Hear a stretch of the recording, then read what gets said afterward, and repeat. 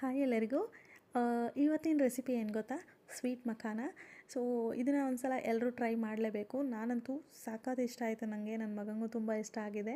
So ಅದಕ್ಕೋಸ್ಕರ ನಾನಿಲ್ಲಿ ಶೇಂಗಾ ಬೀಜ ತೊಗೊಂಡಿದ್ದೀನಿ. ಅದನ್ನು ಸ್ವಲ್ಪ ಚೆನ್ನಾಗಿ ಹುರ್ಕೊಳ್ಳೋಣ. ಅದಾದಮೇಲೆ ಸ್ವಲ್ಪ ಬಿಳಿ ಎಳ್ಳು, ಅದನ್ನು ಚೆನ್ನಾಗಿ ಸ್ವಲ್ಪ ಕಂದು ಬಣ್ಣ ಬರೋವರೆಗೂ ಹುರ್ಕೊಳ್ಳೋಣ ಚೆನ್ನಾಗಿ.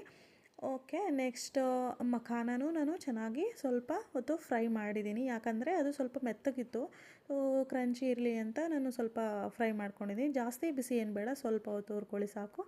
ಇದಾದಮೇಲೆ ನಾನು ಶೇಂಗಾ ಬೀಜ ಹುರಿದಿದ್ನಲ್ವ, ಅದನ್ನು ನಾನು ಸ್ವಲ್ಪನೇ ಪುಡಿ ಮಾಡಿಟ್ಕೊಂಡಿದ್ದೀನಿ. ಈ ಥರ ನೋಡಿ, ಕಲ್ಲಲ್ಲಿ ನಾನು ಜಜ್ಜಿದ್ದೀನಿ ಅಷ್ಟೇ.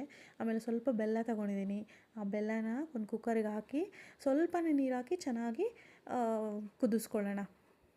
ಇದು ನಾಗರ ಪಂಚಮಿಗೆಲ್ಲ ನಾವು ಉಂಡೆ ಎಲ್ಲ ಮಾಡ್ತೀವಲ್ಲ, ಆ ಕನ್ಸಿಸ್ಟೆನ್ಸಿ ಬಂದರೆ ಸಾಕು. ನೋಡಿ, ಇವಾಗ ಚೆನ್ನಾಗಿ ಪಾಕ ಬಂದಿದೆ.